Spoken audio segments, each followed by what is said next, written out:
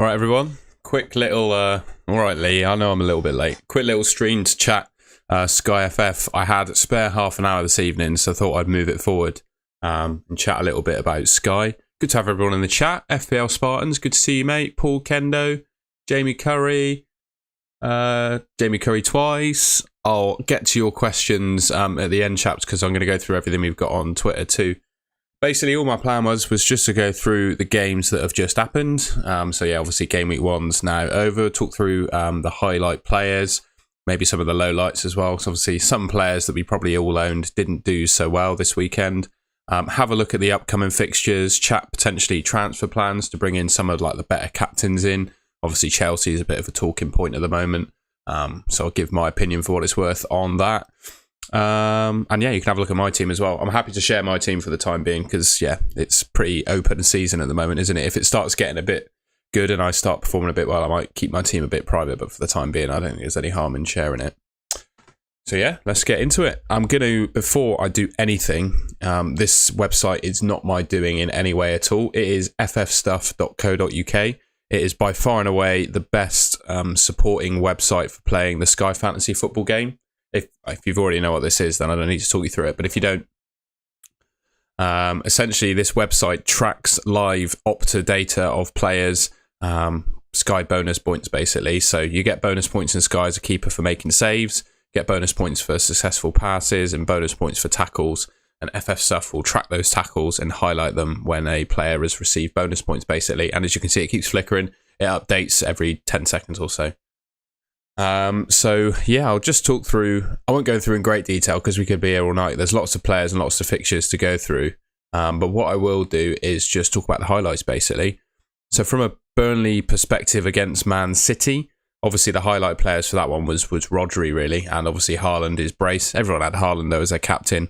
Unfortunately, I didn't have Rodri. I went for Rashford instead, who I captained last night. Obviously didn't go so well there, but Rodri was the star of the show really. Shots bonus, passing bonus, tackle bonus, goal, assist. I think he got the not the trifecta, it's more than that.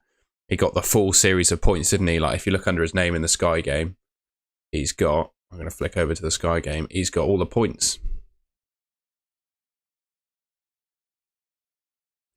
Let's have a look. I think it's the first time I've seen it. Let me know in the comments if you've seen anyone else do it. But yeah, look, all the points for Rodri. Let me know if anyone else has ever done that. But that's, I think, the first time I've seen it.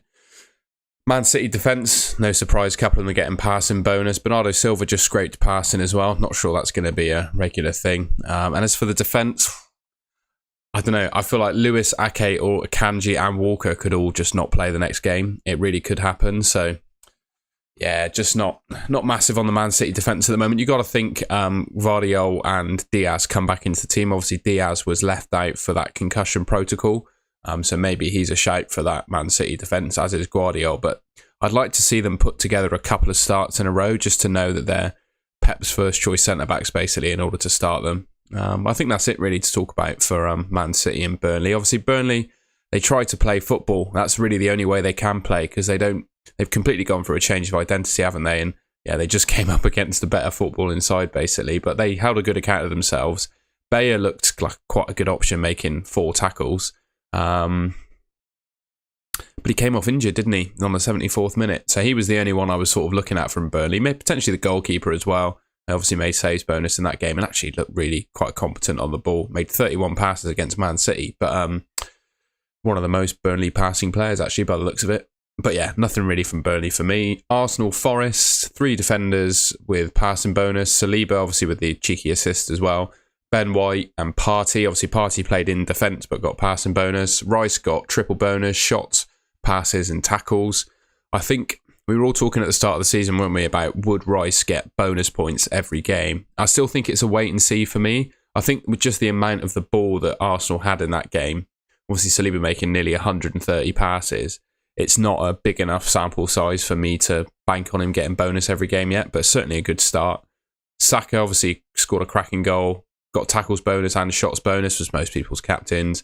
Nketiah with a goal. Martinelli looked really sharp as well with an assist.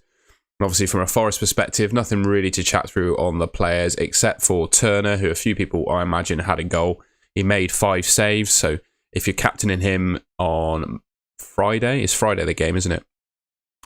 you've done all right with that first fixture, I reckon. 5 saves and only conceding 2 goals against Arsenal was probably better than you were expecting. Bournemouth, West Ham, bit of passing bonus for the Bournemouth players there. Bowen's probably the standout. I know David Moyes had a quote in the week saying he was going to try him at centre forward. So that's quite an interesting prospect. And I'd suggest when we get to the Luton game, if he's still playing quite well, he's probably the best captain on that single game day. I wouldn't be rushing to buy Jarrod Bowen in though, because they've got some tough fixtures up until that Luton game. Brighton absolutely smashed Luton, didn't they? 4 goals for them. Estupinian with passing, shots and an assist. Dunk, as ever, getting passing bonus, 110 passes. João Pedro, I think quite a few people probably had João Pedro actually in Sky because he's quite cheap. Obviously, he got the penalty goal, a bit of shots. Luton keeper Kaminsky making 8 saves. It's a shame there's not like a bonus tier 3 for goalkeepers in Sky. But yeah, Kaminsky with 8 saves. And then Morris got his goal from a penalty, took a couple of shots on target as well. He looked quite dangerous, to be honest. Big man up front holding up the ball. I think he'll cause quite a few Premier League defences problems. So yeah, he's not a bad option. Although you'd probably always captain the opponent of Luton rather than go for Morris himself. Everton and Fulham, Leno making 9 saves, although Everton should have had a goal stand, shouldn't they? I remember Leno caught the ball in the air and dropped it when he bumped into an Everton player, and it got given a foul against the Everton player, which was a bit of a shame. Mopé, I think, missed a couple of clear-cut chances, which isn't a surprise. And a bit of passing bonus there for Fulham players, but nothing to light the world up. I'm not really interested in either of those teams, to be honest. Sheffield United and Palace. Sheffield United really looked absolutely terrible from what I heard. I think they're going to be the whipping boys of the league, really. I'm pretty sure they played Chris Basham in midfield, which kind of tells the story of what their team is currently. Palace, I mean, they did what was it they were expected to do, really. They beat them, but only managed to nick a goal, basically. They didn't look all that clever going forward, in my opinion. They just don't have the personnel. I mean, Jeffrey Schlupp, Jordan Ayew and Edwards hardly like a groundbreaking attack. Obviously, Eze's a top-class player. And it looks like Chelsea have just...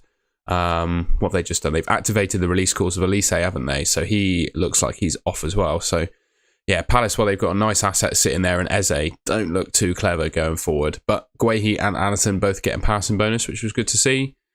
Newcastle really impressed me against Villa. I saw there was a comment about the Villa defence, which looked absolutely terrible in that game, to be honest. I think Newcastle are not really the opponents you want to try playing the ball around the back if you're not overly confident doing that. And that's what Villa looked like, basically.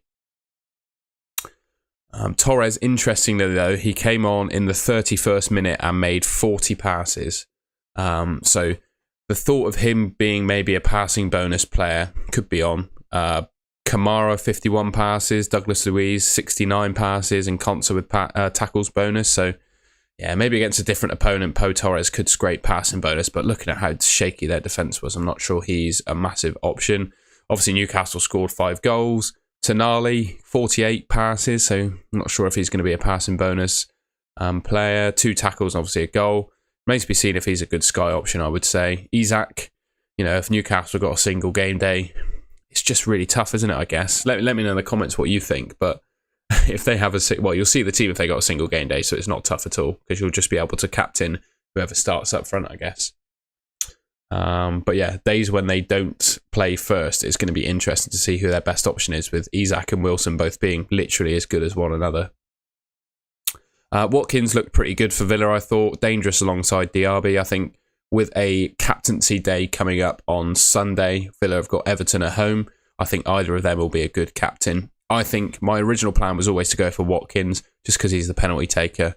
I always like captaining the penalty taker of the team if I can.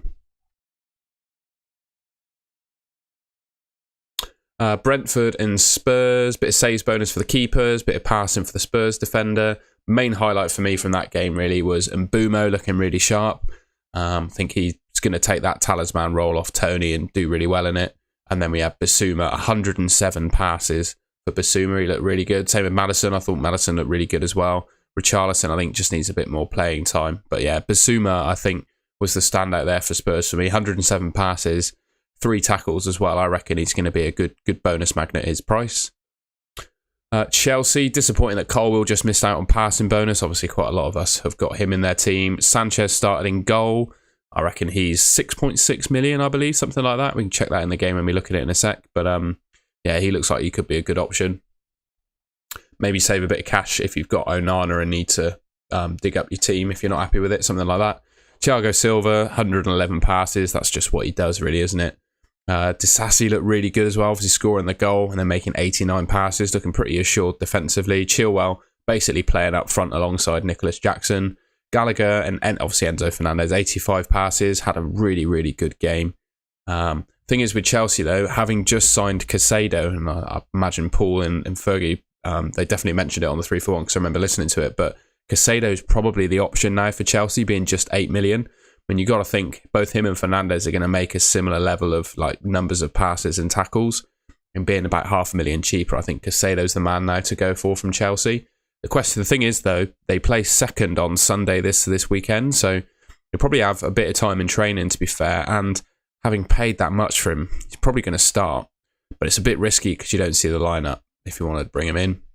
I don't think really there was anything too special from Liverpool. Obviously, Salah getting an attack in return, no surprise there. He's most of our captains. Trent played fully at right back that game, 24 passes, 2 tackles, so nothing like what we wanted him to be like at the when the game launched, basically playing in midfield. And Alisson, he just gets a saves bonus almost every game, doesn't he? So started off with a saves bonus there.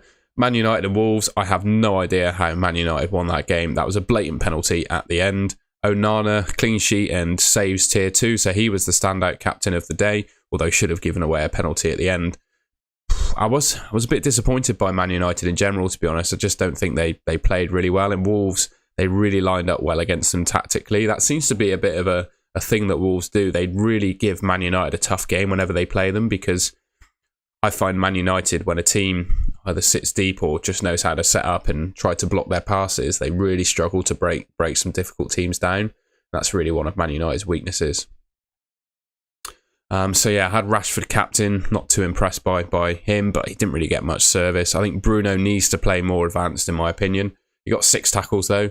Martinez is probably the most captained of people that are watching this stream. Came off after 46, well, basically after half time.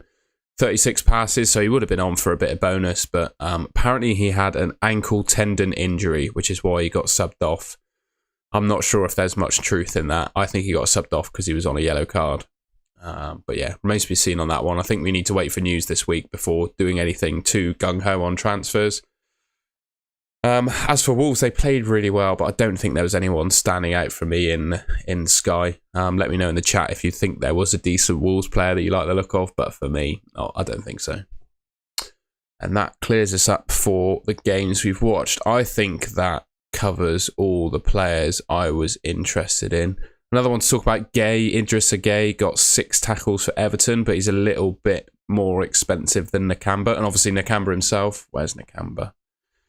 Making 3 tackles, so we all bought him because he made 4 tackles per game in the Championship, which is obviously the cut-off for tackles bonus. First game, 3 tackles. I don't think that's the end of the world. He didn't quite reach bonus, but he shows, 3 tackles in his first game. He looks like he could get it, so I'm going to stick with him. All right, let's have a look. Fixtures. My team. There we go. So here's how my team did. I had 100 points. I'm pretty sure this was... I remember Dan Cox doing a tweet to say, this is the Twitter template team, and it was exactly the same as my team. And then he did a tweet this morning saying his score, and it was exactly the same as my score and his team. So, yeah, we've got identical teams, so nice one, Dan. I'm quite happy with it, to be honest. The only disappointment really was Martinez. I just hope he's not injured. I'm happy to keep him if he's not, but if he's injured, I will probably do something with him. My plan all along, given we've got these fixtures coming up, I'll talk about them in a bit more detail in a second, but we've got Villa and Everton and West Ham and Chelsea on Sunday. My plan was to sell Gibbs, White and Rashford to buy Watkins and whoever I thought was the best Chelsea captain. I'm still a little bit torn on who I think the best Chelsea captain is. I thought Jackson up front looked quite dangerous in that game. Chilwell, obviously, probably the star attacking performer in that one, but I do think Liverpool always leave that right-hand side exposed, don't they? So it's a pretty obvious tactic to try and exploit the left wing and play either your fullback or your left winger really up high. And that's obviously what Poch told Chilwell to do. So it's a bit of an obvious tactic against Liverpool. Whether they'll do that against West Ham, I think, is a question. Whether they'll even play 3 at the back like they did to allow Chilwell to attack. Who knows, I guess. Let me know in the comments, actually, in the chat, who you think the best Chelsea captain is. I'm going to just get a bit of audience interaction.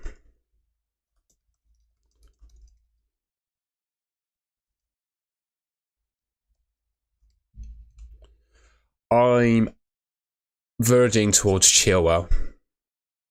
I think I'm going to go for Chilwell. Not because I'm going to captain him. I'm going to captain Watkins on the Sunday, and then I will captain Chilwell against Chelsea on the 25th. That's my plan. And then as for Martinez, just going to wait and see on him, really. I think with all of these things, making rash decisions on transfers in Sky usually bites you. I'd rather wait for more information. I think there will be, for the Saturday games, there'll be a presser on either Thursday or Friday. Maybe Ten Hag gives something away. And if he doesn't give anything away, what's quite nice is that they play before Chelsea do. So probably you'll find out in a post-game press conference or whatever, if Martinez isn't in the team, you'll find out why and how long the injury is for. You'd like to think so. And then you can probably move him on to either a Chelsea player or an Arsenal. So it works out quite nicely. So I could quite easily do Gibbs, White and Rashford to, Chilwell and Watkins, and then Martinez could become Caicedo or something like that. I quite like that idea. I think Paul Kendo depends on your formation, but I like the thought of just going for Enzo Fernandez or Caicedo. If he is injured, I wouldn't replace him if he's not injured. I would just stick with him. You put him in for a reason. So I reckon you should stick with him. That would be my view. So yeah, just for the Game Week 2 fixtures, I guess we'll have a look at Game Week 3 as well, a bit preemptively. But Friday the 18th, quite a few people I imagine just skipping this one. We got Forest at home to Sheffield United. As you can see there, I've got Gibbs White in my team. He's been in from the start, and I think he'll be the most popular captain. As for who now I think is the best captain, I think it's Awoniyi. I think the striker for Forest, Awoniyi, is absolutely fantastic. And it wasn't just the fact that he nicked a goal in 20 minutes football against Arsenal. He scored 6 goals in 4 games in the run-in at the end of the season, and his goals literally kept Forest in the Premier League. He also scored goals, because I made an FPL video talking about him. He scored goals against Chelsea, Liverpool and Arsenal last season as well. So he proved a level of, like, in inverted commas, fixture proofness, where he can score in pretty much any game. So I do really like him as an option. Maybe if I wanted to buy a captain, to be honest, it's worth captaining someone, I think, against Sheffield United, seeing how bad they were. I think Awoniyi is a good shout. As for Saturday the 19th, we got Wolves at home to Brighton, Liverpool at home to Bournemouth, Fulham at home to Brentford, Tottenham at home to Man United, and Man City at home to Newcastle. What I will say about this particular game week is looking at all the expected points data in the websites that I use. Obviously, they're geared up towards FPL. In fact, I'm going to flash up 2 seconds. I'm going to flash up Draft Hound because I use them for my FPL content, but I reckon I can make it useful for Sky as well. So we can have a look at goal scoring odds for Game Week 2 is what I was thinking. So yeah, just looking at FPL expected points, you can see that there. So Salah is nearly a point ahead of Haaland on the Draft Hound algorithms. Bournemouth at home is obviously a favoured fixture for him. He's top of the list at the moment. Let's see if we can find a chance of scoring. Let's see what that is. So yeah, Salah's 55% to score. Salah is 55% to score. Haaland's 52% to score. So certainly the Draft Hound algorithms that I like to use are favouring Salah. It's just so hard to hedge against Haaland, isn't it? It's so hard. That's going to be a real toughie for me. I guess, well, you'll see the Liverpool team on Saturday. Hopefully I get to see it because I'll be at the football game myself. Hopefully there's signal in the stadium to see it. It's a tricky one, that. And I think I'm not really settled on who I'm going to go for. In fact, I'll do a little poll in the chat.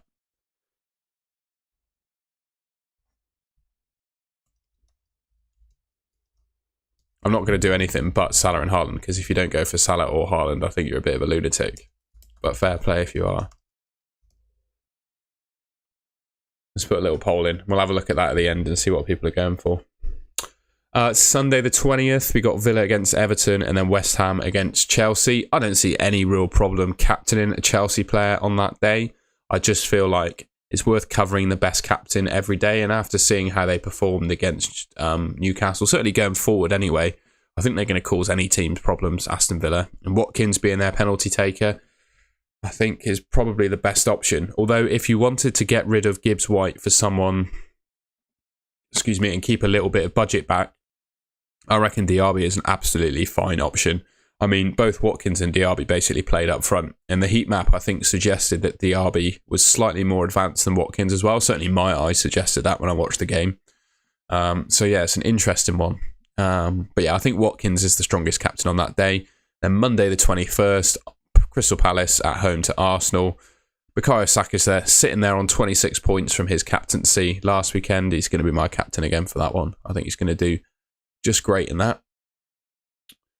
And then we've obviously got the Chelsea captaincy. I'm a little bit worried about Saturday the 26th because I will be selling Rashford this weekend and he plays Nottingham Forest at home, but I do have Saka. I think, to be honest, the penalties that Saka has probably makes him a better captain on that day. Sunday the 27th, I think it's got to be Haaland, doesn't it, away at Sheffield United. So yeah, next week it's not too tough for me in terms of captaincies, but yeah, Saturday this week is a toughie. And looking at the poll, we got 10 votes, 50-50. No surprise, really. So yeah, I think that really is going to be a flip of a coin. In fact, speaking of flips of coins, should we do it? No. We'll do a virtual coin flip. 2 secs. I'll just find a website. We'll do a virtual coin flip so everyone can see it. And that will decide our captain.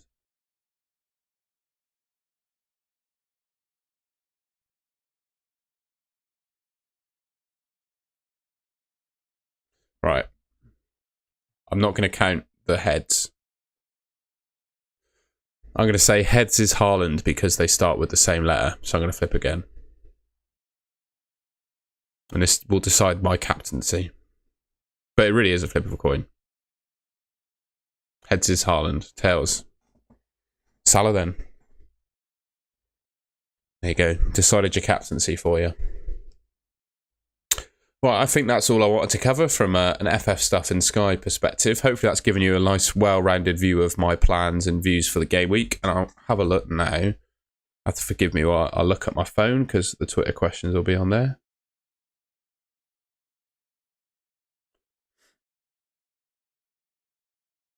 Thank you, everyone, by the way, for joining the stream and asking questions. If you are enjoying it, I'd really appreciate it if you could leave a like rating and subscribe to this Golden Goal SkyFF channel. I'd really appreciate that. And yeah, just thank you for joining the stream. I really enjoyed doing these. And sorry if you were disappointed. The original description, because it copied from the last stream, said it had Sam and Dan Cox on it. Unfortunately, it's just me. So sorry for ruining your evening. Right. Just find the tweet with my questions. Okay, so Mitch Gregson asks, hold Morgan Gibbs-White for all the single game days or come off to an 8 million mid and / forward and go to Awoniyi instead. Yeah, I think so, Mitch. I would not want to hold Gibbs-White for that long. Having watched them against so I just wasn't too blown away by him. I've simply got him in just to cover the game, basically. I'm not expecting the world from him, so I'd be happy to sell him and then bring in Awoniyi for future captaincies. I mean, if we just go a bit ahead of time a sec. Just go back to this screen. So their next captaincy is Burnley at home, game week 6. I feel like it's after the international break as well, so I feel like you could hop on to Bowen for the West Ham single, then hop off Bowen for your Nottingham Forest player on the Monday. That's kind of what my thinking is. I think that's just going to be a popular way to play the game, to be honest. FPL Spartans, who I see is in the chat as well, has given me a couple of questions. In what order would you rank the 7 to 8.5 million range of mids in terms of Basuma, Enzo, Casado, Tonali, Rice? I would probably say Enzo's probably number 1 just because he's got a proven track record of getting bonus points. I stick Basuma probably in at number 2 because he's the cheapest of the lot and I think he will get bonus every game. Caicedo probably comes third because he's a little bit more expensive than Basuma, and we don't quite know how he's going to be used at Chelsea. I'm sure we'll get the bonus, but yeah, just not massively blown away. I think Rice is probably fourth of that lot. Same reason really as Caicedo. Obviously did all right against Nottingham Forest, but that's Nottingham Forest. You want to see him getting it consistently. So yeah, probably stick him fourth. Then Tonali, he caught goal, but I don't think he looked too good for bonus. So I'll probably put him bottom. And thoughts on moving Martinez for a Chelsea player on Sunday? Yeah, I don't mind it, mate. Especially if you don't have a good Chelsea captain that you're happy with. The big question this weekend is, what is everyone planning to do with Gibbs White? I think we covered that one. Gordon Bell, he can't decide whether to go for Jackson or Chilwell. It just depends how you want to play it, really. I've got a feeling Jackson's going to be the most popular captain. It'd be interesting to see what the polls say, actually. But I think the player with the best points potential, Luton at home. Oh, is it Luton? No, it's not Luton. Yeah, it is Luton at home. I think it's Ben Chilwell. I really do. I feel like he's got a chance of an attack in return and a clean sheet. I just think he's the best captain in my opinion. But again, Gordon, it depends how you want to play the game, I guess. Ian Parron says, if you were entering in game week 2, how would your team look now? It's quite an interesting question. I would probably go for a Awoniyi up front instead of Gibbs White. I would probably have Ollie Watkins instead of Rashford. And I'd probably spend a bit more on Martinez as a defender. And I might have been able to upgrade Nakamba as well. And then plan to cover the captaincy with a West Ham player instead. So that's the kind of thinking there. George, I think that says George Thomas. Yeah, George Thomas. I've just lost the tweet. If you didn't have Nakamba and could afford to do Morgan Gibbs White to Bowen to cover the Luton West Ham single, would you do it? Or just go for a better asset from Chelsea and skip the single? I would do a little daisy chain. Like, one of the problems I had in Sky last season is I continued to play the game like it was a 40 transfer game, and I didn't factor in, like, my mindset just wasn't adjusted to 50 transfers. I don't think it's the worst thing in the world to use a transfer to bring in a Chelsea player and then transfer that player out for Jarrod Bowen for the Luton single and try to maximise your captaincy points, because you get most of your points in Sky, obviously, from captains. I'd use the extra transfer and do the daisy chain. And one of the good uses of transfers in Sky as well, in my opinion, and I'm sure people in the chat will back me up, is to daisy chain between captains. That's a really good use of transfers, in my opinion. Because essentially when you transfer someone for a captain, you get double points, which is essentially 2 games worth. So it really does make sense to do that, in my opinion. Dave Hannigan, thank you for your question. Hopefully I've covered that already. SkyFF loser wanted to know if I was going live at 7:30 PM this evening. I was indeed. I found I had a slot of time here to do it instead, so that's what I did. I know I had a couple more questions on different tweets. I think quite a few people. Yeah, I had a couple of questions about what I thought was slightly like knee-jerky transfers as well. Like getting rid of Martinez straight away without wanting to hear any news. Same with Nakamba not being happy, only got 3 tackles. Same with Colwill, didn't get passing bonus, not happy with him. I would just hold them. I think a player, if you've picked them from the start, you've obviously done so with the knowledge that you think they're going to be a good asset. I think you need to give them at least 2, possibly 3 game weeks before you look to sell them. That would be my thoughts. I think Nakamba will come good. I think that's it for all the Twitter questions. We did have a couple in the chat, didn't we? So I'll just scroll up, make sure I don't miss those. Oh, the poll's covering the messages. That's really annoying. Right.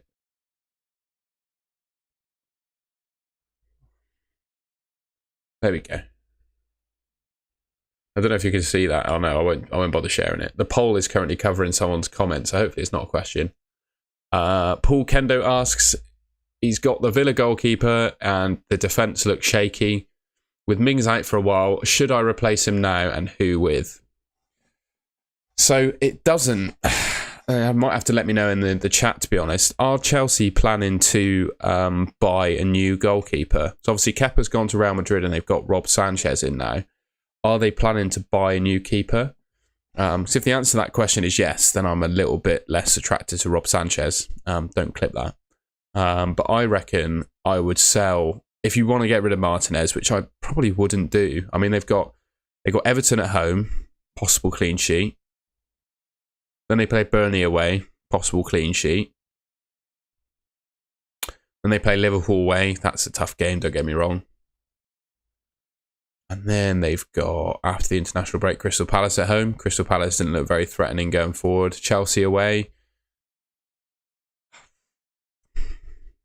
It's up to you, really. And then Brighton at home.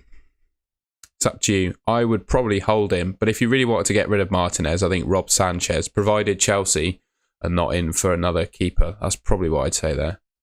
Yeah, just wouldn't do anything rash, mate, because you picked him for a reason. I do think Mings not being in the Aston Villa team, though, is going to impact their defence.